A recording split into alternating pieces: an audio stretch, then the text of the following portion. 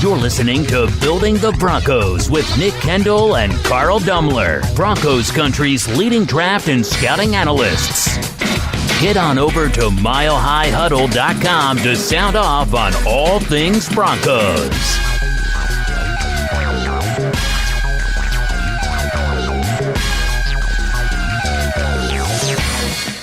Hello there, Broncos country, and it is once again time for another episode of Building the Broncos. I'm your host, Carl Dumler, and with me, as always, I have my co-host and good friend, Mr. Nick Kendell. Nick, wildcard weekend it lived up to its title, wild. Yeah, it was a very great weekend. I believe all four of the games were one-possession games, came down to the very end, 2 overtime games. We had a couple really incredible moments as well. I mean, that Deshaun Watson play on that third, I believe it was third down, but where they needed the field goal to win, and he spun out of that. I mean, incredible. Josh Allen, the highs and lows of that game. The Tom Brady going down to Ryan Tannehill and Mike Vrabel taking down his sensei, his master, and Bill Belichick. And then the NFC games as well. I mean, both of them really good. The Vikings beating the Saints in the Superdome. Did not see that one coming. And then the Seahawks-Eagles game. The only regret think I can say looking back is that Carson Wentz was knocked out early, and that would have been, I think, a pretty darn good game, maybe a different outcome if Carson Wentz had stayed healthy. But overall, really, really good first week of the playoffs, all 4 games, and hopefully we can get the same this week. What did you think of Mike Vrabel pulling a Bill Belichick in that time management with the was it the delay of game and then the false start? Yeah, I'm not, if it works, it works. That's kind of... Hopefully we don't have a new evil genius in the NFL, but overall, I think it was pretty good. Yeah, well, I mean, hey, if Patriots would do it to you, you have all the right to do it right back to them. And, I mean, that's smart football. So, I mean, I do think maybe a rule change should be in play just because, I mean, that kind of takes away a little bit from the game. But beyond that, I mean, if it's within the rules, hey, use it to your advantage. That's on the NFL to get that right, not you. So definitely was good to see that. Also, great to see all of the prospects that are getting ready to come out, that a lot of people declaring. We had the Tua press conference earlier today. I mean, a lot of people kind of thought since he was going there with Nick Saban that probably meant that he was going back, and then all of a sudden, boom, announces he's leaving. A bunch of other Alabama players have made their decision that they're leaving. One of the big ones for Bronco fans to know is Henry Ruggs, right before we started recording this podcast, made his decision that he is going to head to the NFL. So, kind of big news there. And that kind of segments me into, I just want to let everybody know today we're going to be talking about Henry Ruggs a little bit and debating back and forth of just what his value could be for the Broncos, whether he's worth taking there at pick 15. It's going to be a fun debate there between Nick and I. And then also we're just going to do kind of an end of the year stock report, looking at the offense and defense and what they can build on, who maybe should be brought back because of what they showed on the field. Lots and lots of different things to talk about here. So just make sure that you can find us on Twitter because we like to talk football on there as well. You can find me at Carl Dumler MHH and Nick at Nick Kendell MHH. And you can follow the podcast Twitter account at BTB Football Pod. And make sure you subscribe to our show and leave us a rating as we value your input on our show. You can find the show on iTunes, Stitcher, and even that of YouTube. Also, make sure you head on over to milehighhuddle.com, a new affiliate of the Maven Coalition and Sports Illustrated. Also know that this podcast is powered by Overtime Media. This is the Overtime Podcast Network. All right, and welcome back to Building the Broncos. I'm Carl Dumler, of course, joined by Mr. Nick Kendell. And to do our, I guess it would be our last stock report. Probably not going to do one until preseason, looking ahead to the season. I mean, we'll talk about all these players, kind of giving grades of what we thought of how they did this season. But this is the last true stock report, I would say. Yeah, instead of coming off the game, we're going to just do our overall season stock report. So how we viewed these guys coming into the season, how we view them leaving the season. And, kind of we could go over the whole roster, but then we'd be here for 5 hours. So going to try to pick some of the highlights and the lowlights and get the conversation going. Right. Well, and I do think it's kind of interesting, some of the players we picked, when we've had here now a week to kind of digest the season and everything that they've shown, there might be a couple surprising names on here for some people. Because if they're emotionally charged, I know your first one that you have here is going to it's going to cause some people to do a double take. So I'll let you kick this off. Who's your first stock up player for the season? Well, again, I like to add that Carl works on the outlines. I do the post-production editing. So Carl got some first dibs on these, and that makes a little bit of a difference to what you can pick. So my first guy here, and I think, again, maybe I was going to be a little bit controversial, but I picked Garrett Bowles. Stock up for me, and definitely how he played to end the season, the last half of the season. I mean, heck, bye week onwards, he was arguably the best offensive line starter for this team. Part of that is because teams started to scheme to attack Elijah Wilkinson because he was struggling so much at right tackle. But part of that is Bowles getting better. I mean, he hired his own personal offensive line coach, and he's shown steady improvement throughout the season. The penalties were down. I know he had that one at the Week 17 game that was definitely annoying. You have to fault him some for it, but it was, I mean, that's called maybe 1 out of 20 times in that situation, especially. So I'm not faulting him too much. He ended up being the Broncos' second highest rated offensive starter this season, according to Pro Football Focus, with a 76.0 grade. And just listening to Elway talk, listening to Fangio talk, it would be absolutely shocking if Garrett Bowles didn't do enough to earn himself the starting left tackle role for 2020. Now, saying that Garrett being available is not the highest, I guess, compliment. It's as much a shot to the groin to Juwan James as anything, I would say. But Bowles has been available. He's been improving. And the penalties, you can't really live with them, but you're probably going to have to live with them a little bit, at least next year. So, again, I'm not saying Garrett Bowles is the long-term left tackle here, but just like I'm not saying Drew Lock is the long-term starter for the Broncos at quarterback. But for 2020, again, it would take something absolutely incredible happening for Garrett Bowles to not be the guy starting at left tackle to start next season. And, I mean, there's a reason you brought in Munchak. There's a reason you've stuck with Garrett Bowles. It's been frustrating, but he's still cheap. He's been healthy. He still has pretty good upside. I mean, the athleticism is the reason he went 20th overall, and he was raw coming in. So, seeing him start to put it together year 3, maybe that's not that shocking.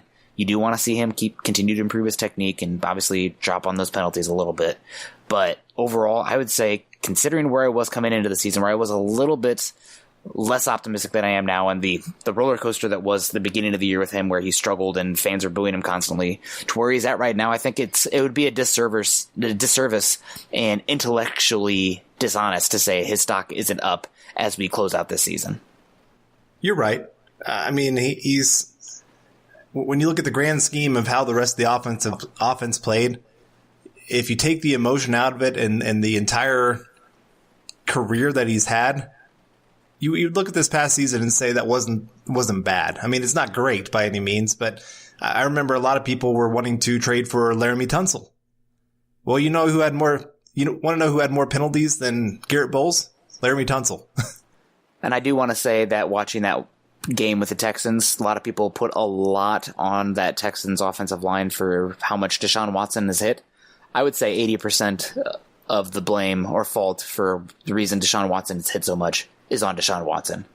So it's stats, pressures, blah, blah, blah. I mean, you can see with Drew Lock versus Joe Flacco. A lot of those statistics are as much on the quarterback, if not more so, than the scheme and the offensive line themselves. So it's an important distinguishing factor, and I think that Bowles has momentum going into next season. And heck, they could even put the 5th-year option on him at this point because he's been durable. I believe it's only guaranteed for injury, and they could even take it off of him. So if they, let's say Tristan Wirfs fall to them at 15, very unlikely, but if that happens, then you could rescind that 5th-year option and you can move on from Bowles after next year. But right now, seems to be trending that way. I just think if we're going to be completely honest with the entire process of the season and just putting this season in the scope and what we thought about Bowles before the season, at least what I thought, to where I have him right now, it's stock up. There's no other way to talk it. I think he's probably the second best offensive lineman on this team going into next season because you can't depend on Juwan James and you're not sure what McGovern's going to be. So, right. I mean, heck, we give Reisner a little bit of a bump or a little bit of leeway because he was a rookie this season and he was not the same after that ankle injury. But from the bye week on, I would say Garrett Bowles was better than Dalton Reisner. So yep. with you. We'll see how it plays out. Yeah, no, absolutely. And I love Reisner, obviously. Yeah. No, I think he's going to be a great player for a lot of years for the Broncos, but no, you're right. Probably a good chance he's going to be there. Just it's a hole on the team that needs to be fixed, but there's bigger holes on the team that need to be fixed. So it's kind of pick your poison of, do you want below average or average left tackle play, or do you want completely non-existent wide receiver play? So, I mean, and there's other positions too, but I want to get to my guy then, the top rated offensive player by PFF, Courtland Sutton. Number one stock up overall. Yeah. Oh yeah. I mean, he should. He deserves to be on this spot. I mean, just the jump that he took from year 1 to year 2, there's no player that took a bigger jump than him. And it's amazing what he was able to do with so little talent around him, especially once Sanders was traded. And really, was Sanders all that engaged this season at all when he was playing with the Broncos? Not really. Maybe first couple games, but once they started losing there, started out 0-4, he was done. I mean, he just checked out. But Courtland Sutton never checked out. 62.6% completion when throwing his direction. And you consider the quarterbacks that were throwing to that guy, that's pretty darn good. Quarterback rating of 104.7 when throwing his direction. And you think how many teams tried to just take this guy out? I mean, he was double covered and still came up with a ton of catches. Obviously, 1,100 yards, 6 touchdowns, only had 3 drops on the season, 15.4 yards per reception. Route running was so improved. And his ability, you and I were talking about it I think it was on Twitter earlier, about his ability to get off press man coverage. Some of the best in the NFL, I think. And I know it's a tertiary skill, maybe even lower than that for a wide receiver, but he absolutely gets after it as a blocker. And that tenacity, that competitiveness from reps where the ball isn't going to him, that juxtaposition you see between him and Sanders, I mean, you love it. You love that competitiveness. You love him out there, going out there to do the dirty work. And man, that's imagine getting a guy who can actually do a little bit more after the catch at running back or wide receiver opposite Sutton. Those blocks down the field, that changes a 20-yard run into an 80-yard touchdown. So no player, I'm 100% with you. No player improved their stock more this season than that of Courtland Sutton. I thought maybe he could be a low-end 2 coming into the season. The Alshon Jeffrey type, maybe potentially the low-end 1, like an Allen Robinson. I think he's already surpassed both those guys. Now, granted, Allen Robinson's been stuck with absolutely horrible quarterback play. So, and I haven't done as much work on Robinson as, obviously watching all the Bronco games. But definitely an ex-receiver, a number 1, and a guy that, man, he really has a chance to be one of the best Broncos receivers they've ever had. He has those tools. He looks a lot like Terrell Owens. I mean, just his galloping, his speed, his ability vertically down the field, and the complete package. His route running improved a lot. I still think his hands, how he catches the ball, could use a little bit of work. Sometimes he will let it get into his chest when he should be plucking it. But overall, the skill set, the upside, the growth this season, absolutely beautiful. I'm over the moon. Yeah, me too. I mean, that was a huge surprise for this season. I mean, the guy's always had the talent, but there's a lot of guys that have all the talent in the world and never put it together. Sutton went out there, put it together, and now you really have something that you can build around on that offense. I mean, that's just huge for the Broncos. So definitely big time stock up, one of the biggest stock ups of the season for the Broncos. And like I said, just something that they absolutely needed. They needed one of the young guys to step up like this to really stand a chance of taking that next step as a team. And so very excited about him. Let's get to some stock down here on the offensive side of the ball. I'll go first this time. Joe Flacco.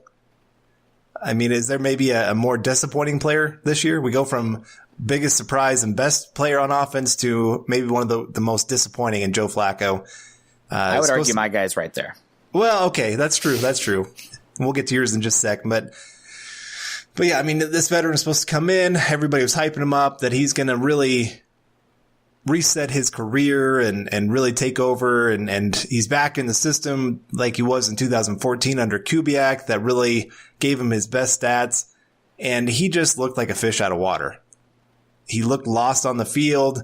It's not so much that I felt like, I mean, he wasn't a great fit for this offense at all, but it's also just his work in situational football. That's what really surprised me for a veteran to, they'd be in field goal range. 3rd down, teams know, just get pressure on Joe Flacco. He'll take a sack.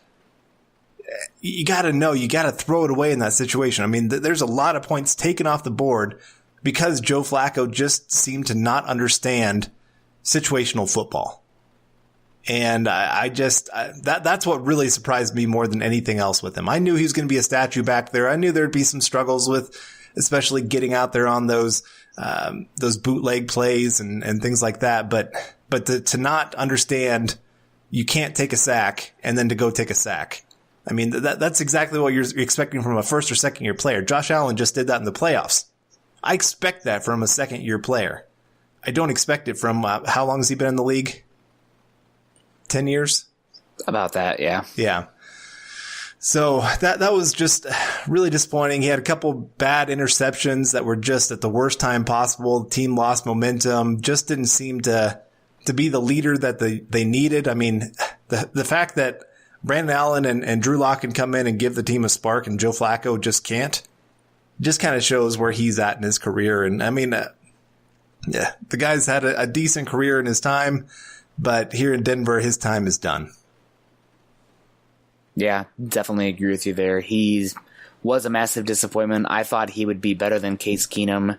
But again, another lesson learning how much unless you are an all-time processor and can do things pre-snap and really accurate, solid arm, you need to have at least some semblance of making a guy miss, moving the pocket, athleticism, buying time to succeed, because offensive lines across the league just they can't hold up if you're a statue back there, and that's right. That's more true than it's ever been. Right. I was going to say, look at the AFC playoffs and the quarterbacks that are left. Tannehill came in as an athletic quarterback. He's probably the least athletic quarterback left in the AFC.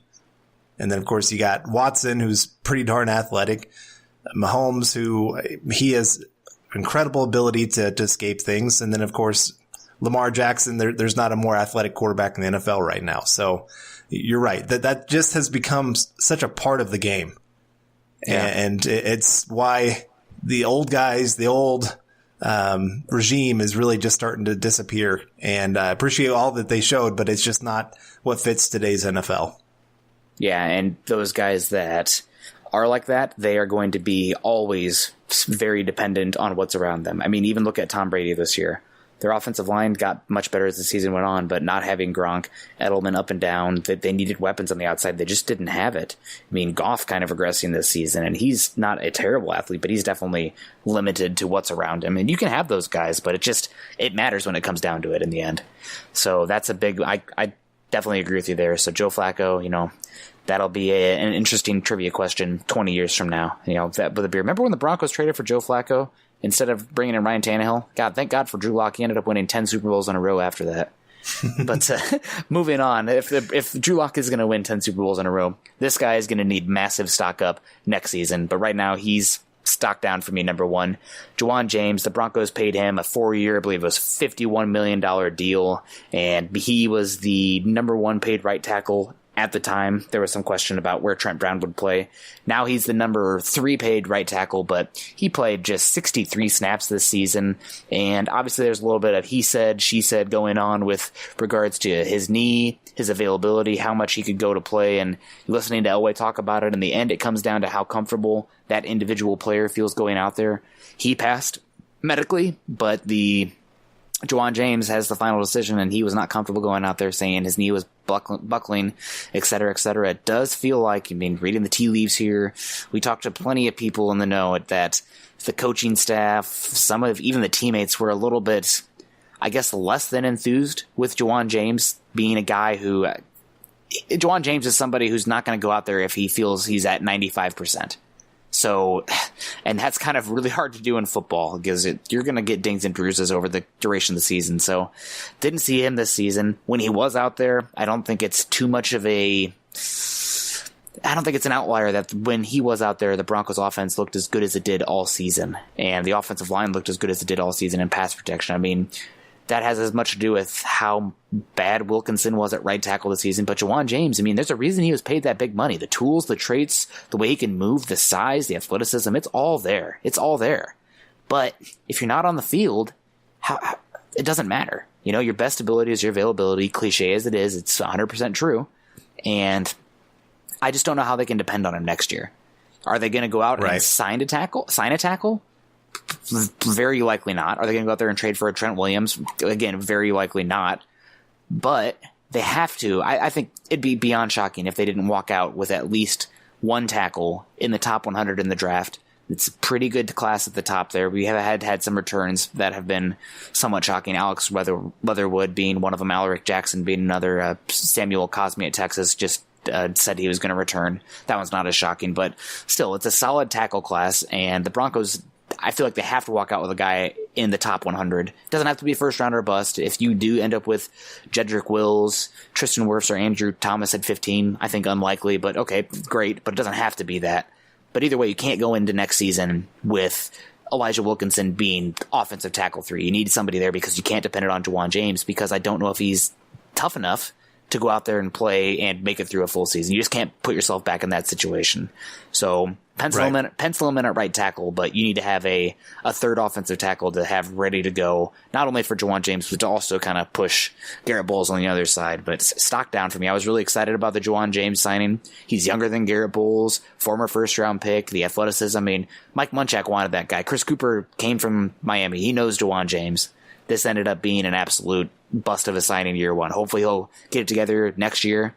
If not, the Broncos can move on from him a year from now. They'll have $6 million in dead cap, but they can free up a good chunk as well if they do move on from him. But man, stock down, but just major disappointment for me, Juwan James. That right tackle position, if they could have even had an average player out there this season, who knows what they do in the first half of the season. I don't think the Broncos start 0-4.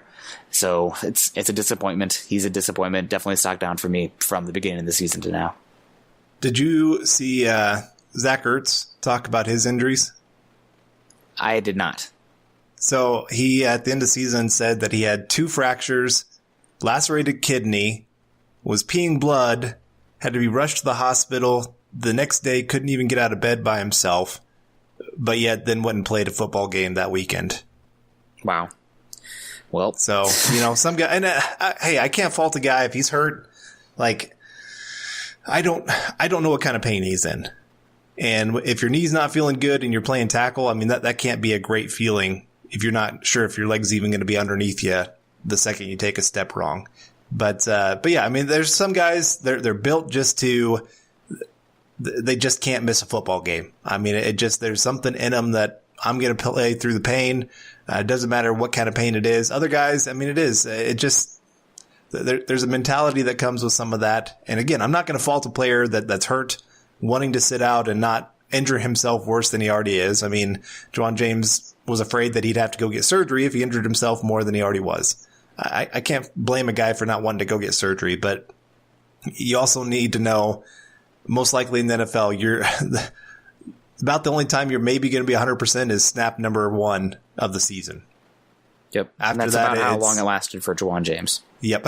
Yeah, it did. It's true. But all right, let's get the stock up again here. I'll go Connor McGovern. And it's not that he had the greatest season by any means. I mean, his run blocking was okay. His pass blocking was, I'd say that was his strength. He only allowed 15 pressures on the season, 1 sack, 3 hits, 11 hurries. And one of the cool things about him was he had 0 penalties on the season. And he also didn't miss a single snap. So, I mean, those are things to kind of keep in mind. I would also point to the fact that this was his first season actually as the starting center. And there was a lot of talk in training camp that he was struggling with snapping the football. And I didn't really see that. I mean, I think it came up maybe once or twice during the season that he had kind of a bad step, but that's kind of expected. You're not going to have every... At Los Angeles, he had one that was almost a safety. But other than that, I think it was something that worthy of some concern in preseason, but listening to coaches, everyone talk about Connor McGovern, I did not think it was going to be a persisting issue, and it didn't turn out to be. Right. But, I mean, for switching positions and being asked to do a lot of things there, especially with the young core all around him, pretty good season. It's going to be interesting just to see.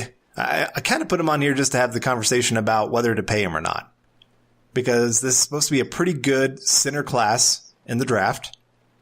But again, then do you want to have a rookie coming in and starting at center? You probably don't want that in a vacuum, but I would not rule it out either. It's one of those things where you can get a guy around 3 to 5. I know there's a lot of talk for maybe taking a guy like Creed Humphrey or Tyler Biadasz, I've definitely talking with Andrew Mason. I know he's brought him up a few times, that Wisconsin connection there. He's like to Wisconsin as I am with the Hawkeyes. I just can't help myself. However, Iowa has better prospects this year despite being beaten by them. Anyway, beside the point, I think it's a really good center class. I mean, you have Tyler Biadasz and obviously Creed Humphreys, but also you got like Nick Harris is there. You got Hennessy from Temple. You got Cesar Ruiz, who I was absolutely loving. I'm like, man, the Broncos would get this guy in the 4th round. Now all of a sudden, Lance Zierlein, Tony Pauline, blah, blah, blah. Some of those guys are saying he could end up a top 40 pick. Wouldn't even be surprised if Cesar Ruiz went before Tyler Biadasz because I think he's more positional and scheme versatile. So we'll see how that plays out. You got Hansen from Oregon, Darrell Williams from Mississippi State. I'm sure there's guys missing him as well. So you bring those guys in. You also already have Patrick Morris on the roster who can play center. You got Austin Schlottman, who I think fits better at center than guard. Dalton Reisner is a guy I've heard that could be moved over if they have to do that, or maybe they want to do that. He's a smart guy, could be there for a while. So there's options there. I think the versatility is key when you bring in McGovern. You start him at center?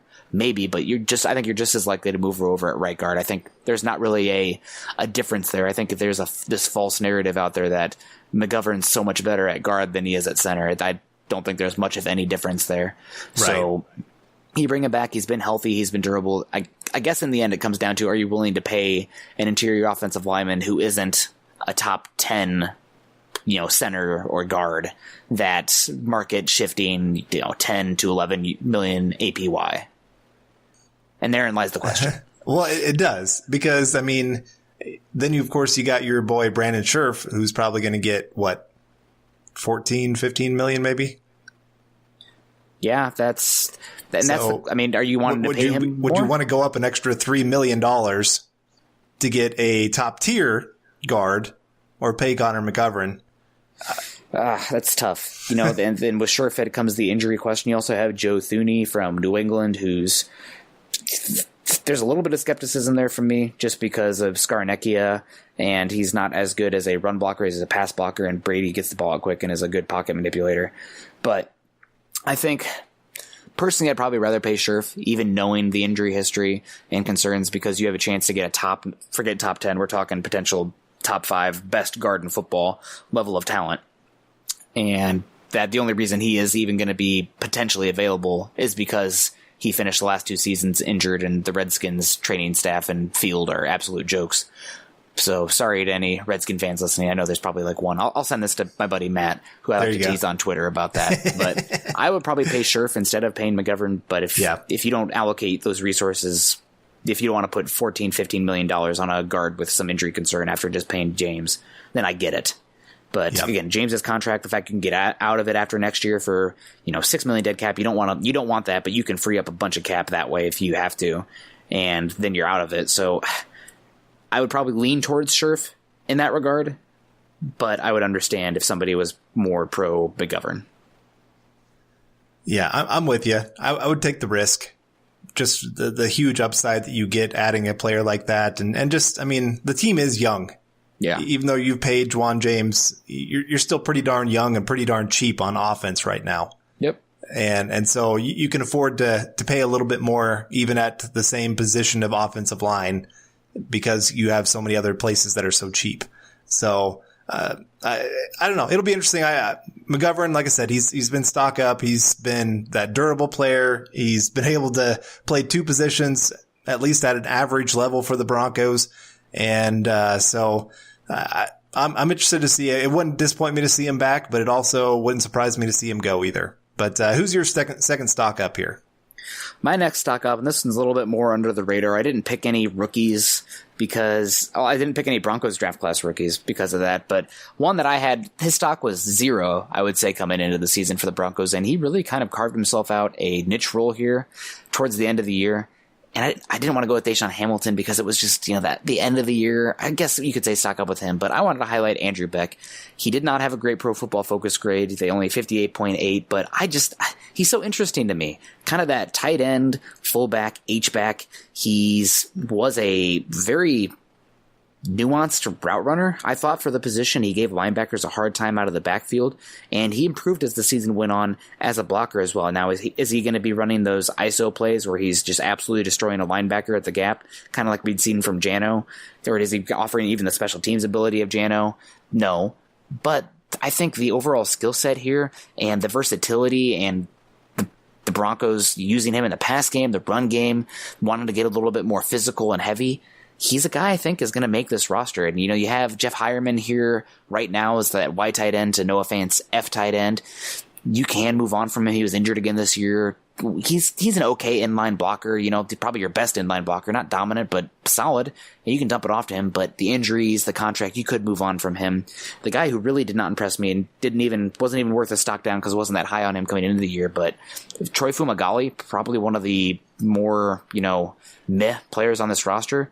Andrew Beck's coming for a lot of his snaps next year, I think. And you obviously have Jake Butt back, potentially Austin Ford, etc. So it's going to be interesting there in the tight end room. But with how much this team wants to use a fullback, Andy Janovich's injury history, and just how meh the tight ends going forward are on paper or unknown, besides Noah Fant, I think Andrew Beck at least deserved a 3-minute monologue here from me talking about how much I enjoyed him. And I think he deserved a shout up here for the stock up, considering not really going to be talking about the Broncos rookie class here. We'll have a podcast at a later date for that.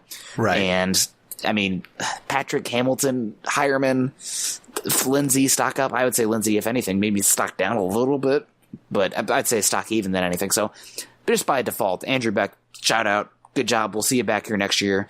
And I'm curious to see what his role is going to be. Yeah. PFF had Troy Fumagalli as the worst offensive player for the Broncos this season. He was not good. Again, I know I don't want to dig on Mason too much here. I absolutely love Andrew Mason. He's my dude. But, talking about the Wisconsin players here, kind of pooping on them. But Troy Fumagalli is a guy I never really got. Granted, 5th round pick, that's a lottery ticket, but he doesn't block great.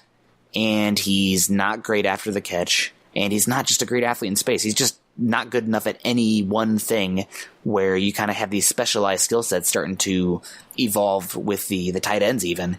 And I don't see it with him. I don't see anything with him. And I think what Andrew Beck does was probably the best role for Fumagalli in the NFL, but Andrew Beck does it at a more explosive offensive ability. So right. It's just goodbye, Fumagalli. You're probably not making this team next year unless the Broncos see a rash of injuries at tight end. But Beck is a guy that I think you're eating into those tight end 3 reps. You're getting in there for Janovich some reps as well. Maybe even push Hireman, although I don't see him being that attached to the line of scrimmage wide tight end as much as we see with Hireman. But I was impressed with him. I thought he deserved a shout out, and I think that getting somebody who can offer solidness, I guess was the word for the run blocking from 12 personnel. That's fine from Beck, but the pass catching option, that's what really impresses me. Yeah. I will say I'll give Fumagalli hands. He's got pretty darn good hands. That's not bad considering he has 9 fingers. It's true. So, I mean, it's the one thing that you really saw in college where in traffic he was making a lot of tough catches, and he was really their only offensive weapon in the pass game when he was there at Wisconsin. But all right, hands, I got to ask you. This is a little off topic. We're already 30 minutes in. Who cares? Okay. Hands. Are they the most overrated trait in evaluating a player? Like, is it more of a binary, it's good enough versus it's a real issue? Because if your strength is hands when you're not making contested catches or out of frame catches, then that just means you're probably not doing other stuff at a good enough clip. You're right. I mean, it's a secondary thing. You want to see another area that's of a strength before that. Your separation ability, route running ability. If you don't have that, the odds of you getting a lot of targets is pretty slim. And it's harder to translate. Like, if that's your thing in college, it's harder to translate from college to the NFL. Right. The easiest thing to translate is that separation. And I guess that's why I always have trouble with some of those like bigger receivers that everybody gets on board with and gets excited about. I mean, yeah, they have a great catch radius, and maybe it is their ability just to box out and win those one-on-one battles in that way. But it's still, for me, like, there's a lot of quarterbacks out there that are just not going to trust you to go up and make that play. Yeah. And so it kind of limits what you can bring to the table other than maybe some red zone stuff, like Mike Williams now with the Chargers. You know, that's kind of his role. But is that worth a first round pick when, to me, you can find some of those big jump ball guys later in the draft? That's true. I think with those guys that can extend, play above the rim, and catch outside the radius, though, that's more value than quote unquote hands. with Fumagalli. And yes, you're right. And that's another added trait. But again, that's why I don't have them as first round ability. Yeah. And why I need more than that to take him in the first round. All right. Yeah, you're right. Enough dunking on Fumagalli. So. Yeah. Let's dunk on some other people here. Yep. So stock down. I'm going to go Royce Freeman. And it was easy to see the team really lost confidence in him being on the field. Yeah. In the first 8 games of the season, he only had 1 game where he had less than 30 snaps. Last 8 games, he only had 2 games with 30 snaps or more. 3.8 yards per carry, that's very replaceable. He had more carries this season than last season, but yet he had less yards. And then on top of that, I mean, really the only thing that he offered was he had pretty good hands as a receiving back. But even there, it wasn't like he was going out there and tearing it up and scoring touchdowns in the receiving game. He's a very replaceable player at this point. I know you were not a huge fan of him in the draft, and especially more of where he was taken than anything else. Yeah, I thought he was like a round 5 talent. Yeah. And he's just never quite lived up to the billing of being that 3rd round pick and being that in between the tackles runner. Honestly, I think Phillip Lindsay's a better in between the tackles runner. Don't get rid of the covering your butt there. You don't have to say think. It's obvious he's the better between the tackles runner. Well, I will say one thing. Royce Freeman, he has very, very few carries that go for negative yards. So he does good at falling forward, where Phillip Lindsay does have a couple times where he will dance in the backfield waiting for a bigger play to open up. I really don't mind that because that's what you want from Phillip Lindsay. So, I really don't have a problem with that, but it's still, even there, Phillip Lindsay's has better vision of finding the hole, of exploding through it and actually picking up positive yards. It's just kind of Royce Freeman's kind of that 3 yards in a cloud of dust kind of guy. And so it's definitely a bigger position of need than people realize. Yeah. I don't think it's being talked about enough that the Broncos really need to go into this draft or into this free agent class, whatever you want to call it. They need to find a running back somewhere that can do a lot of different things. Yeah. And right now, Royce Freeman I think he'll still be on the team next year, but I think it's going to be more in kind of the Booker role where unless there's an injury, the odds of him getting on the field are pretty slim. Yeah, I agree. And what I don't understand is the people, I guess, standing for Freeman and blaming the offensive line. Listen, if you want to talk about the Broncos offensive line as far as pass blocking has gone the past 2 seasons and poop on them in that regard, fine. That's definitely fair. But their run blocking has been one of the best actually in the NFL over the last 2 seasons. Top 10 both the last 2 seasons according to Football Outsiders. And Freeman, even when the holes are there, he runs like he has Barry Sanders' feet, And I think some of it does lie on Scangarello, in my opinion. At least the play calls I've seen. They're trying to get Freeman to the outside when pursuit catches up to him almost instantly because he doesn't have that juice. But even if there is a cutback lane there, I mean, that's part of the outside zone is if you have a big guy, you need to cut against the grain and find those cutback lanes. And he's just looking to bounce it outside. And he just does not have that burst. That was an issue with mine that I had with him at college. I thought that his speed would not translate for the type of runner that he wants to be. And the lanes, I mean, how wide those sets were before those Mario Cristobal era, I didn't think he'd be that good there. And I thought he actually, last year before he had that high ankle sprain, there was maybe something there. He was running a little bit better between the tackles, but since then, he's just been such a jag. Just another guy for you laymen's out there. That's a term we'll probably throw around. You probably see it a fair amount on my Twitter or just in general, scouting people, talking about Jags, not the Jaguars. It's an acronym for just a guy. But I agree with you, stock down. You can't go into next season with him as your number 2. If he is your number 2, you need to have somebody that you are pretty confident in going behind him because as we've seen, as good as Phillip Lindsay is, this team does not want to lean on him being a guy who's getting 25, 30 touches a game. So you got to find another body that can come in, take some carries, offer some different stuff. And I think I've also seen people talking about how you absolutely need to have a power runner. And while, that's fine. I can get behind that. I think I prefer the San Francisco method where you just keep bringing in speed. Every single guy is running 4.340s and has a chance to take it where you're running the outside zone, the inside zone. You're getting slashers and it doesn't matter who's in there that has a chance to go for a big gain. And if it's blocked right, it could be, 20 plus yards. So that's honestly what I'm looking for. If not that, they have to. maybe even more so than the speed, but they have to bring something in the pass catching game because the Broncos got legit next to nothing from their running backs in the passing game this season. So right. Those are the big things for me. You look in the NFL today. I mean, the name of the game, and I'll keep saying this all year, is spacing. And when you can have athletes on the field and get them into one-on-one situations where they only have to make one guy miss and it is that huge play. I mean, look at the Chiefs. That's exactly what they've done. They've got athletes everywhere that space out the field and really open things up in both the run and the pass game. And when you have that kind of speed at every position possible, it drives a defensive coordinator crazy because you can call the perfect play and the athletes on the field will still destroy it. I mean, I look at that Tyreek Hill touchdown, that first one in the snow game.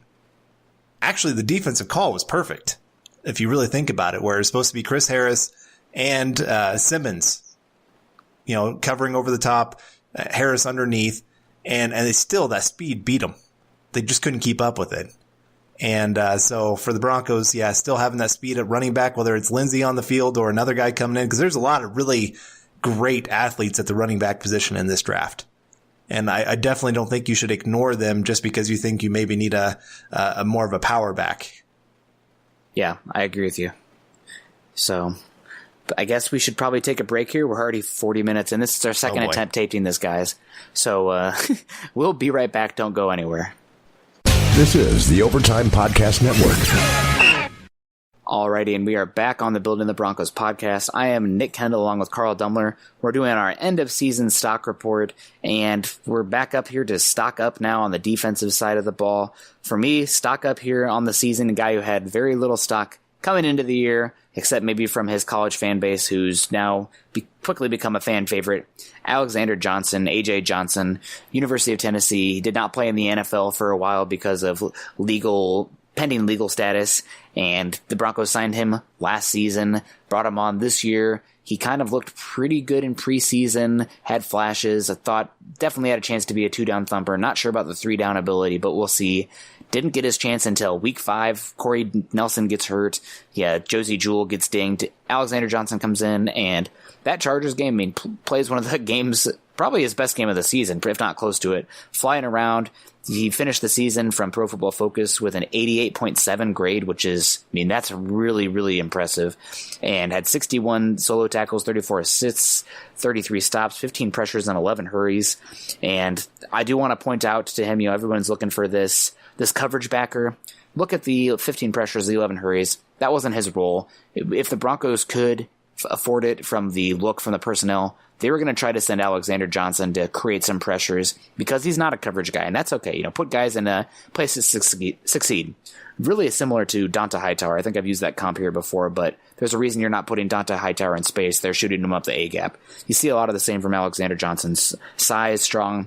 Biggest thing for me with him, not only kind of stymieing the issues the Broncos were having stopping the run to start the season, part of that also is Todd Davis coming in, was solid this season as well, especially between the tackles and the run defense. But the energy Alexander Johnson brought, you could just feel it. He'd make a big play. He'd be out there doing his dinosaur thing, throwing the dreads around, roaring, whatever. That's great. They needed a new kind of energy face coming to this defense. They didn't have Aqib Talib anymore. And it really did feel like that defense really started to turn around when Alexander Johnson got in there.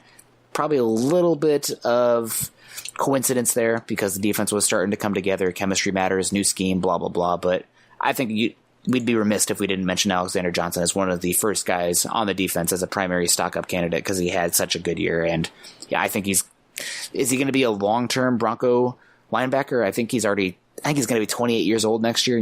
That's hard to say, but for his first contract, his rookie contract, he's going to be here next year. He's going to be here the year after, I'd assume, and I really enjoy him. I think Bronco Country really enjoys him as well, so I'm excited to see how it shapes up going forward, but definitely a stock up.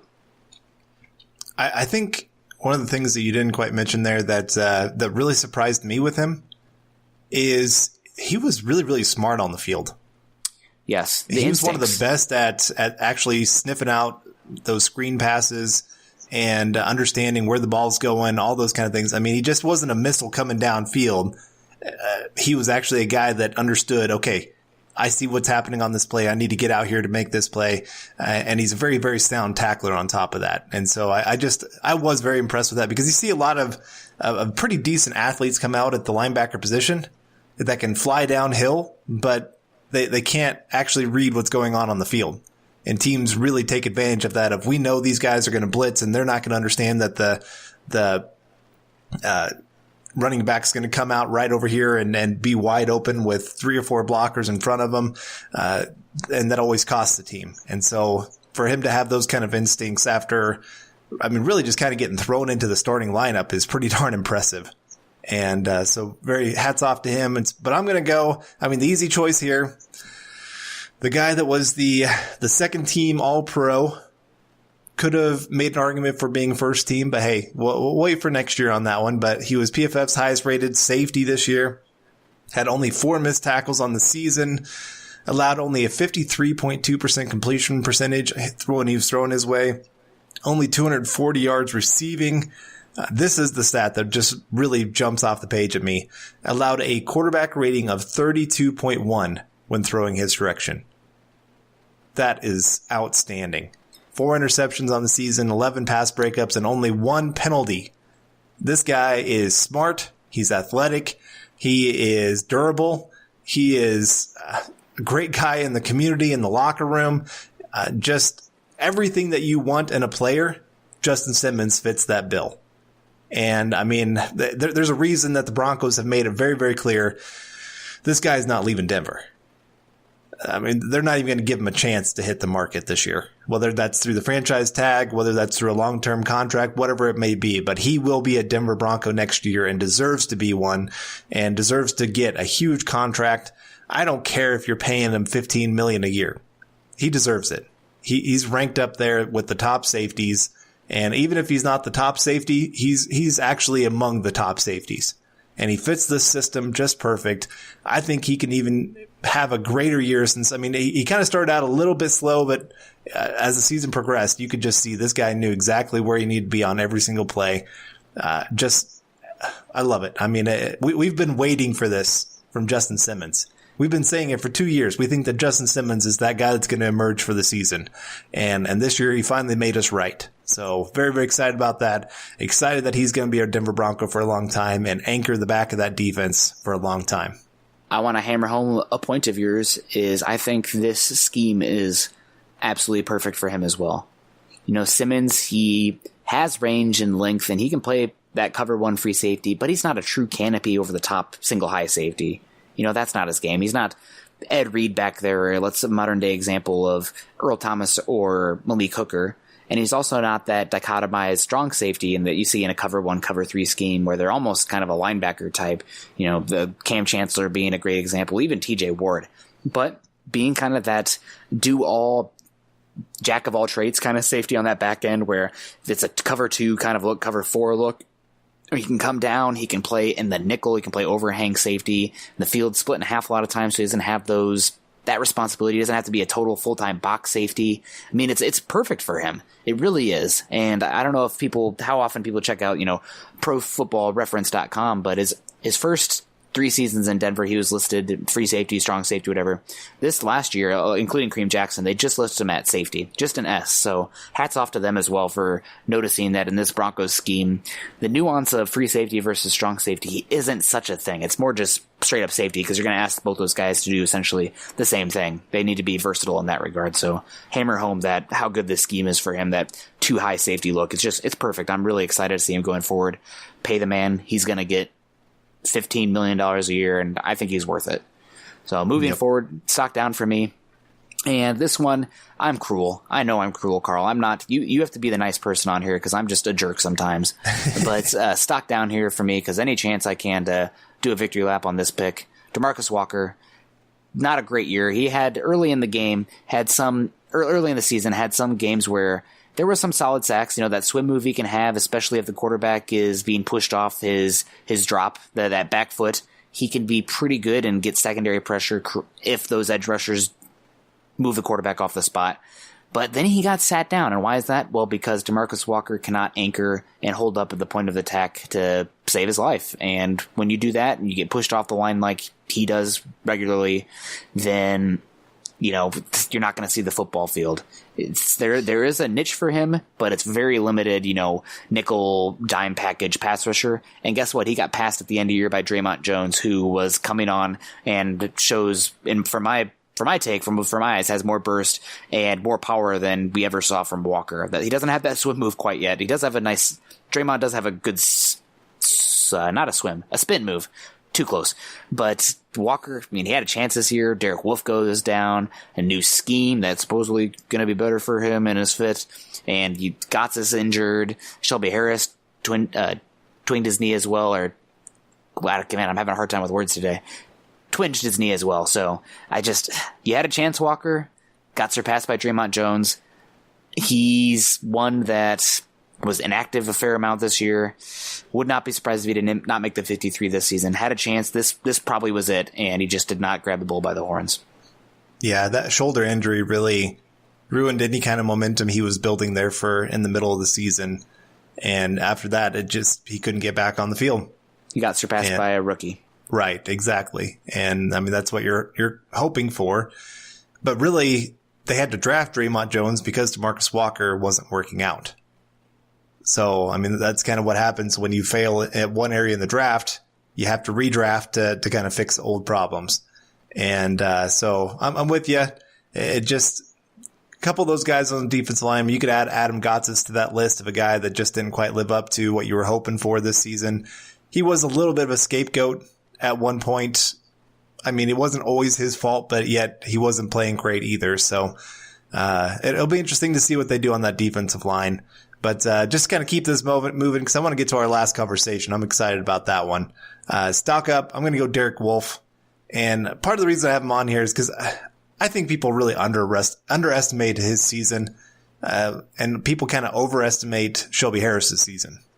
I'm not trying to take away from Shelby Harris, but the reason that he can get knockdown passes is because he's not winning as a pass rusher. Where Derek Wolfe is actually winning as a pass rusher. 22 pressures, 7 sacks on the season, 6 quarterback hits, 9 hurries. On top of that, of having 22 run stops before he got hurt. This is the guy that fits the system perfect. When you're talking about guys that really had a bounce back year or just really emerged under Fangio, Derek Wolfe is that guy. And I know that the injury history has to be a huge major concern. But at the same time, I still would rather have Derek Wolfe than Shelby Harris. And part of it also is just the leadership that he brings, of knowing he's a guy that's going to work his tail off, that he's going to be a great example to the young guys. And he's also a guy that just loves being in Denver. He loves the Denver fans. He loves the Denver organization. And his family loves being in Denver, everything. And so just those kind of guys that actually want to be here, that's what you want. And he's not a guy that's, sitting there saying, I don't want to be a part of this rebuild. No, he wants to be here. So, he's definitely the guy that I'm looking at to pay on the defensive line that's hitting free agency. Definitely good. Did you mention Corey Nelson? Did we just glide right past that? Oh, sorry. Yeah, that was my stock down as Corey Nelson. I'll just mention him real quick. The fact that he kind of got put on the team last minute and then gets a starting job, that was not great coaching. I think that was one of the bigger coaching mistakes that they made this season. But on his limited snaps on the season, what did he get? 4 starts this year. He struggled in the run game big time, couldn't get off blocks. Just he's undersized guy. But then on top of that, the reason that he was starting was because they thought he could help in the pass game. But he was not great in the pass game either. So all around just was a guy that I thought was a huge hindrance to the defense to start off the season. And a big part of why they lost a lot of those close games was because he just couldn't make plays. Yeah, he was the worst player I watched on the Broncos this season. So we'll leave it at that. But anyway, back to some positives here. Stock up for me. Kareem Jackson, gonna hit on both these Broncos safeties here. Kind of a classic thing with this Fangio defense. The safeties tend to stand out, and Simmons and Jackson, no exception. Kareem Jackson ended up the 3rd best defender for the Broncos this year, according to Pro Football Focus, with an 82.3 grade, 54 solo tackles, 26 assists, 65.1 reception percentage surrendered, 9 pass breakups, 2 touchdowns, and 2 interceptions and 3 touchdowns surrendered. Another guy that brought energy. Without him, the Broncos probably lose that Week 5 matchup at the Chargers, because that play where he forced the touchback on the goal line was, I mean, again, that's a 7-point swing. So really thought he was good this year. The defense did not seem like they missed him too much to close the season. Maybe a little bit against the Raiders because they were struggling at tackling and giving up yak yards to Darren Waller, who's probably still running on a couple of those plays. But overall, definitely a stock-up guy. Who knows if he's going to be here beyond next season? A year from now, we're going to have some tough decisions with him with his contract, given how it's set up. They can move on after 2 years. But he was really solid this year. And I think good fit, good job by Fangio to identify an interesting player to move him, to a spot in a defense that we hadn't seen him on before, and to see him be, honestly, probably one of Kareem Jackson's best years of his career. Granted, didn't watch him super hardcore during his time at Houston until last year after they signed him, but really a good year from him, and definitely stock up from him this season. All right. Well, our last stock down here real quick. I'm going to go Isaac Yiadom. I don't think I have to explain too much. I think everybody kind of knows. Just he was not great this year. Kind of closed out the season okay, but still gave up some big plays. Had allowed a 109.7 quarterback rating this season. Really, my biggest issue with him was the missed tackles, because that was supposed to be one area of his game that was top notch. But there was a lot of plays that, even there in the Raiders game, their really big play came by Yiadom missing a tackle. Yeah. And so just a lot of things he's got to clean up. We talked about it before the season that we didn't think he was a great fit for the scheme, and some of that did show up. I don't know if he's on this roster next year or not. I think he still could be a player. I still think he can make some decent impact plays, and I think he can be a special teams guy for him if they decide to keep him on the roster. But there's just so many things in his game he has to clean up. And he might be one of those pieces that it wouldn't surprise me if the Broncos went out and put him on the trade block and said, hey, throw us a 7th round pick and we'll give you this guy. A Duke Dawson special. Yep. I do think that's very much a real possibility with him. And there might be some team that bites and says, hey, we need that press man corner that can come in and be a big guy and kind of bully some people at the line of scrimmage. It wouldn't surprise me. But, no, not at all. But I just don't know what his future here is with Denver. Yeah, I like that a lot. That's a good one. I think that you probably do keep him next year. The ups and downs were definitely here this season, but he did improve. So stock down considering what we thought, but stock up over the duration of the season, if that makes sense. Yep. So definitely a guy you don't want him in your top 3 starting cornerbacks next year. If he's your 4th or your 5th, considering his physicality, and one of the main reasons I really like Yiadom is the special teams. So you keep him in that regard, in my opinion. But if he's 1, 2, or 3, don't really feel great going into next year. And stock down for me, I'm going to hammer again on the defensive line, guys failing to really live up. Adam Gotsis, going to be a free agent. Really doubt he comes back. Ended the season with a 59.8 grade. He's okay against the run. He's good against the run. Let's not undersell it. He's good against the run, but that's a dime in the dozen kind of guy from that 4-eye, 5-tech guy in 3-4, and just never really took that step as a pass rusher. So, I know that Bill Kollar stood on the table for him, but in the end, a guy that didn't live up to it, even when he had a chance this season with Derek Wolfe going down. So probably a sayonara to Adam Gotsis and stock down to close out. So, all right, well, we're already at 58 minutes, Carl, but the show must go on. We still have another thing to discuss here, so we're going to take one more break. Don't go anywhere, folks. We have some draft talk. We'll be right back. This is the Overtime Podcast Network. All right, and welcome back to Building the Broncos, and we have our final segment here, and a guy that just declared for the NFL draft right before we started this podcast. We kind of thought this was going to be the case, but it is for sure now. Henry Ruggs III, wide receiver for Alabama, and I know some people are going, oh, why were you talking about an Alabama player? John Elway doesn't like Alabama players. That's that thought process is wrong. He's had plenty of Alabama players high on the board and has tried to trade up for Alabama players before. It just never worked out. So just because it hasn't happened doesn't mean that it won't happen. And Henry Ruggs is one of those guys that just seems to be kind of the talk of the town for the Broncos at 15. It looks like they're going to miss out on a lot of the top offensive tackles.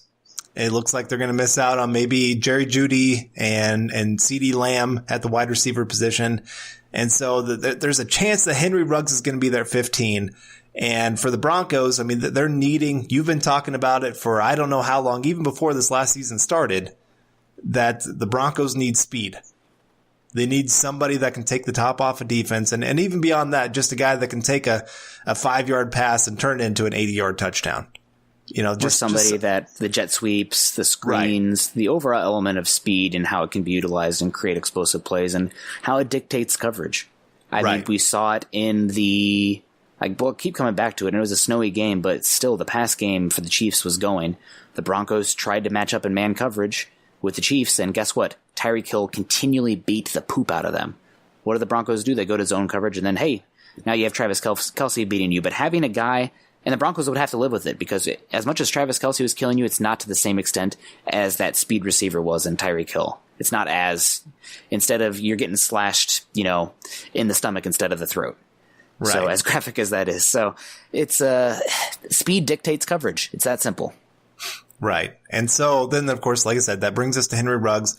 I know Benjamin Albright tweeted out that he would not make it past 15, hinting that the Broncos really like Ruggs and that if he's there, there's a good chance the Broncos would take him. And so we thought we'd have a quick debate on why or why not to take Henry Ruggs. And so Nick's going to take why the Broncos should take Henry Ruggs, and I'll take why we shouldn't. And now understand, just before we get this started, because I know I'm going to all of a sudden get all these tweets of, oh my gosh, Carl, how could you not like Henry Ruggs? I like Henry Ruggs. If you look at my big board, he is very high on my big board. Where's he at? I'll tell you here in just a second. How about you actually then, since I'll look for this real quick. Oh, I just found it. So I have him 9th overall on my big board. Me too. Oh, that's right. I remember that. Yeah, he could move up. Yeah, it wouldn't surprise me one bit. Depending on, some testing things are going to matter. Some medicals are going to matter with him. And so I guess here, I'll start with some of my concerns with taking Henry Ruggs at 15. And I'll start off with just the injury concerns. There are not a lot of speed receivers just elite speed guys that stay healthy for long periods of their career. Tyreek Hill, he's been hurt this year. He's been banged up. You think about Will Fuller and Houston, and he's kind of, it's almost like every other game. Is he going to play? Isn't he going to play? I'm trying to think of some other guys. Goodwin for the 49ers. He's been up and down in his career, whether he's been on the field or not. And even Ruggs himself, he's been banged up this season. He got banged up in the bowl game. I think that maybe played a little bit of role because a lot of people were kind of expecting him to go back. Well, you get hurt in that final game going, oh my gosh, what happens next year? I can't suffer an injury and expect to go high in the draft. And, it sounds like he was going to follow Tua no matter what. I agree. But I still think that had to probably play a little bug in his ear, even if Tua was going to kind of come back of, man, this is a lot of risk on my part. So I do worry about that with him. Can he be, we already talked about it with Juwan James. Some of the best qualities you can have is your availability. So can Ruggs stay healthy? I don't know the answer to that. I know some of his injuries have just been little dings here and there, but for a speed guy, even a ding can mean a big difference. You got a bruised quad. Well, that means you can't run like you did before. So that's one concern I have with him. But the biggest one I have as a concern for him as a football player on the field is his work at the line of scrimmage. You get this guy off the line of scrimmage, you're not stopping him. But his work at the line of scrimmage, there's a lot of snaps. If you actually watch his games, he is the last wide receiver to move. He has a false step when he does actually move. And so he's already pretty far behind the 8 ball to start off. Now, speed makes up for that, but in the NFL, that's going to be a big deal. And then when you get him in press coverage, he kind of does these weird shuffle steps. I understand that's, you do that maybe at 1 or 2, trying to get them to guess which way you're going to run, but he will sit there and do 5 or 6. There was one play I saw on a goal line play. They had press coverage, and you see him still at the line of scrimmage taking these shuffle steps, and Judy's in the end zone scoring a touchdown. I'm just going, wait, how'd that just happen? Why hasn't he moved off the line of scrimmage? The defender hasn't even touched him. He's just sitting there just moving his feet back and forth and making him go, okay, where am I going to go? Where am I going to go? And the defender's like, I don't care. Just stay there. So that is something, I mean, that's fixable. That's something with your wide receiver coach. You're going to hope that they're going to sit there and work on that with him and just say, okay, we got to get you off the line of scrimmage, because he's got to know that teams are going to watch that film from his college days and say, let's jam this guy at the line of scrimmage and not let him get to that top speed. And I mean, it's the same thing with Tyreek Hill. You want to jam him at the line of scrimmage, try to throw off that timing to not let him beat you over the top. But, I mean, that's easier said than done, because Tyreek Hill is pretty good at getting off the line of scrimmage. So Henry Ruggs is something he's got to work on. I have no doubt that he's going to run in the 4.2s, maybe low 4.3s at the worst when he hits the combine. And he might skyrocket up boards to the point where we're not even thinking about him at 15, because he's going top 7, top 8 in the draft. But, those are two big things. And then the other one, I do worry about just some of his nuances in route running. He is the guy that he is 100% of the time. He wants to go. And that really damages his ability to make some cuts. I think one of the great things of that really separates Judy from him is Judy understands there's times where you actually kind of slow play things. Now, that doesn't mean you're shuffling your feet at the line of scrimmage. That means as you're in your route, you're going maybe 80%, and then all of a sudden you put that foot in the ground and boom, you're across the field. And the defender's going, whoa, where'd he go? Henry Ruggs hasn't learned that nuance yet. And so right now there's kind of about 3 main routes that he runs there for Alabama. He runs the comeback. He runs obviously the 9 route, the deep route. And then he runs the quick slant. Those are his 3 main routes that he runs. And so he's got to learn some more to add to his arsenal. I mean, most college wide receivers coming out, they have to add more to their arsenal route running rise anyway. But Henry Ruggs, the skills there, the talent's there, the athlete, I mean, he's just going to be off the charts. He could be faster than Tyreek Hill. That's how athletic and gifted this kid is. And so adding that to the Broncos would be huge beyond belief. I'm not trying to say Broncos absolutely should stay away from this guy, but he is not a perfect product on the field either. And then there's a reason that he would be available at 15 instead of being a top 5 pick. But I'll leave it at there. What do you have to say about Henry Ruggs then? I will give a couple other concerns, I guess, with him. The big one is going to be, and we saw it with DK Metcalf as well, you know that the analytics people are going to freak out about his target share and why, if he was this dynamic player, wasn't he more utilized in the offense? It's the same thing we heard about DK Metcalf last season.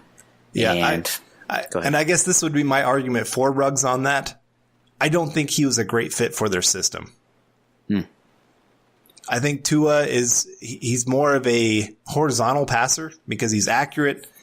He's very good with his timing a lot of the time. And so like guys like Judy fit much better. Devontae Smith fits much better because they're very good at getting into their routes and their timing of that.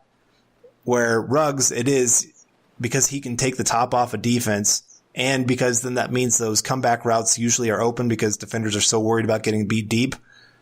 They just didn't run that as much as you would hope. Yeah. So, like I said, I think more in the Broncos system where they do want to get vertical. This is the difference between a true West Coast system and what the Broncos run, because I know a lot of people call it the West Coast system.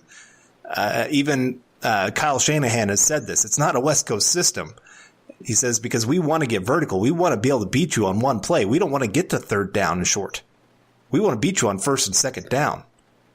And so Henry Ruggs added to that adds that vertical element that obviously the Broncos are missing right now. And so I think he'd be a much better fit for what the Broncos do than what Alabama does. Well, I guess it's my turn now, and I can't believe you gave me the defend the wide receiver, Mr. Wide Receiver yourself. But I think I think you're, even though we have him ranked at the same spot, I still feel like you are a little bit higher on Ruggs than I am. Yeah, and I think the big part of it is just how he completes, or really just adds to this offense. And the Broncos, we were talking about it. This is such a zone, or not a zone, but a West Coast offense. Kyle Shanahan won, and Kyle Shanahan himself has talked about how much speed is important in his offense. I mean, and his former players as well. Andrew Hawkins reportedly said, in regards to Kyle Shanahan, he needs a speed guy. He needs a guy who's faster than everybody else on the field. The spacing from that and everything he does on offense revolves around doing that. So Ruggs going to run a sub 4.25 40. I mean, heck, even if he runs a 4.28 40, that's in the 99th percentile for wide receivers. That's incredible. And getting a speed guy like that, again, we talked about it. It dictates coverage. It really, it determines what you can do on the back end. Can you go man against that? Probably not. And you talked about the fact that Ruggs had some issues getting off press, which it was not always beautiful. But why do you think that they are asking him to get off press way more than Jerry Jeudy? Jerry Jeudy a lot of times was off the line of scrimmage. Are you asking me that question? Yeah, I'm asking. Okay. Well, I mean, they did play him at that Z role a lot more than in the slot where he's off the line of scrimmage. But it's also, but even in the Z, you can protect him somewhat. A lot of times he was lined up, I would argue X, because he was one of the guys on the line of scrimmage. Right. I guess I don't know where you're going quite with this. I'm just saying that Jeudy himself, I have questions about Judy's ability to get off the press because they did not ask him to do it so much. And when we're talking about the speed receivers, Jalen Reagor also has the same size as Ruggs, 6 foot, about 195 to 200. KJ Hamler going to come in at about 5'9", 180. So there's a big difference there. But Reagor, I'm not sure if he can get off press. We did not see it. And this is, again, you don't want to ever pigeonhole a guy because of the conference they played in. But outside of the Horned Frogs, the TCU defense, there's not a defense in the Big 12 that plays press coverage. Really, it's all pretty much, off the line of scrimmage, back 5-10 yards. So Reagor, ability to get off press, I have no idea. And with how he blocks, his physicality there, I have questions about how he's going to handle long press or long jam corners. And with Ruggs also, I don't think it's as big of an issue on this defense as you're making it out to be, just because of having a guy like Sutton who can absolutely obliterate press coverage with how physical he is at the line of scrimmage. So you can definitely protect against that there. Also, Ruggs is only going to be 20 years old. So you want to talk about the target share. That's also something, that is a worry because he wasn't super involved as in the offense with how talented he is. Granted, they have 4 NFL wide receivers there and they still want to run the football. So potentially that's not as big of a deal, but just 20 years old. I mean, he's a baby. He'll turn 21 at the end of this month, but the upside, how much better he can still get, I would say is massive, and especially when you look at the breakout age. I mean, he's going to be, 4 or 5 years younger than Cortland Sutton will be next year, so probably 4 years younger. So he's still just a baby, and again, it really comes down to the fit and how much speed kills. You have a guy that slot or Z can change how the back end of the coverage plays, open stuff up for Fant, opens stuff up for Sutton, Hamilton, and the run game. And he's not just a deep threat. He's a guy who can take screens. He can do jet sweeps. He can block at the next level as well. I mean, again, a speed guy. He's not soft. He's anything but soft. He's a very physical player. So I definitely think he's a guy that if he's there at 15, it would make sense for the fit of the offense. It makes sense for what the Broncos need. And getting a guy with this overwhelming speed skill set, that one dynamic trait that translates, especially with how dichotomized, or not dichotomized is the wrong word, but how specialized even wide receiver niches can be in this league, getting a guy who really fits that speed niche for this offense would be huge and open everything up. Offensive line still a need, cornerback a need, yes, but getting a guy that's really different than Sutton and complements Fant as well for Drew Lock that he can lean on and, make a 5-yard slant be a 90-yard touchdown. Sign me up. You convinced me. I mean, he's 9 on your board. If he's there at 15, you're probably going to be okay with it. Right. Yeah. No. And like I said, this is just making sure people understand he's not a perfect product coming in. There's going to be some struggles early on, and there's going to be some things that you have to worry about of whether he's going to live up to the hype of being the 15th overall player. But just because of that incredible elite quality, like you said, when you have that ability, it just changes how teams have to play you. I mean, look at Houston's offense with Will Fuller, without it. Look at the Chiefs' offense with Tyreek Hill, without it. There's just such a huge dynamic in how teams have to scheme against you. I mean, look what John Brown did for the Bills this year. Yeah. No, you're right. It opens everything up.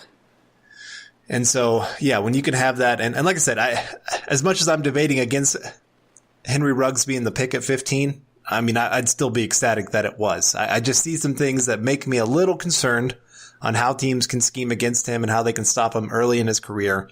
And so for me, if I'm Henry Ruggs, all I'm doing this offseason is working on everything from 5 yards in from the line of scrimmage.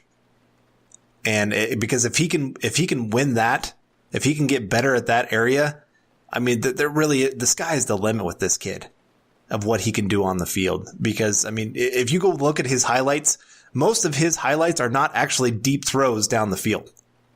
Most of his highlights are those 5 yard slant plays that he is just so fast that the defense can't take good angles to stop him. Those are the plays that he just, once he gets the ball in his hands, there's just, people can't expect that kind of speed to take off. Yeah. He looks faster with the ball in his hands than without it, actually. Yeah. And so, yeah, adding that to the Broncos is exactly what they need.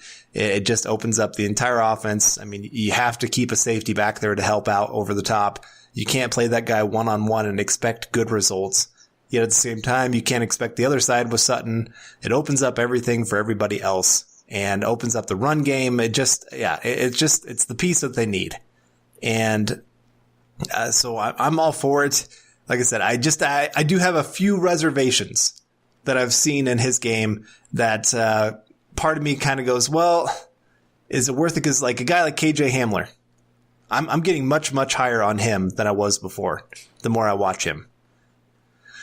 I just love the fire that he brings on the field, and he just is, his ability to make some catches, some really tough catches and big moments has really kind of sold me on him. Like if I had to choose between taking like an offensive tackle, say one of those is still there in the first and Hamler in the second, I would definitely go that direction. But if those guys are gone and it's Henry Ruggs there, again, I'm not going to be upset that that's the choice for the Broncos. Yeah, I don't think that Hamler or Rager make it to the Broncos' second pick.